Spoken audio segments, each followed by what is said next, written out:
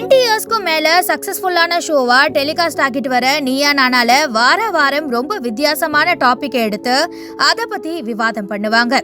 Gopinath host பண்ற இந்த show மூலமா ஃபேமஸ் ஆனவர் தான் 21 வயசே ஆன பிரணவ். போன பிப்ரவரி மாசத்தை ஃபுட் மந்த்னு சொல்லி செலிப்ரேட் பண்ண நீயா நானா டீம் பிரணவையும் லைம் லைட்டுக்கு கொண்டு வந்துச்சு. அதாவது ஒரே நேரத்துல 20 தோசை சாப்பிடுவேன்னு சொல்லி ஷாக் கொடுத்தாரு பிரணவ். அவர் இப்போ உயிரோட இல்லைங்கிறத நம்ப முடியுதா? ஆனா அதுதாங்க உண்மை. இத பத்தி இன்னும் டீட்டெயிலா சொல்லணும்னா, அம்மாக்களுக்கு பொண்ணுங்களை விட பசங்க மேலதான் கேர் அதிகம். அதனால சாப்பாடு விஷயத்துல பசங்களுக்கு பிடிச்சதை தான் எல்லா அம்மாக்களும் பண்றாங்கன்னு நீயா நானால பேசினாங்க.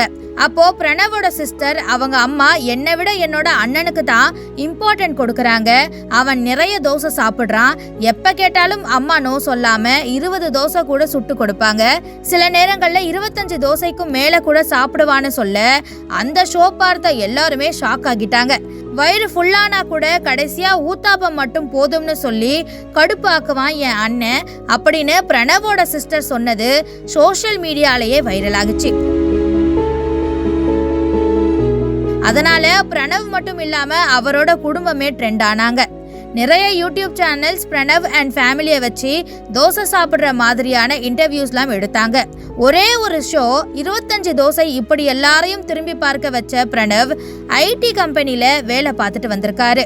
அப்படி ஒரு நாள் ஆபீஸ் போயிட்டு வரும்போது குரோம்பேட்டை ரயில்வே டிராக்ல கிராஸ் பண்ண எக்ஸ்பிரஸ் ட்ரெயின் மோதி பரிதாபமா உயிரிழந்துட்டாரு பிரணவ்.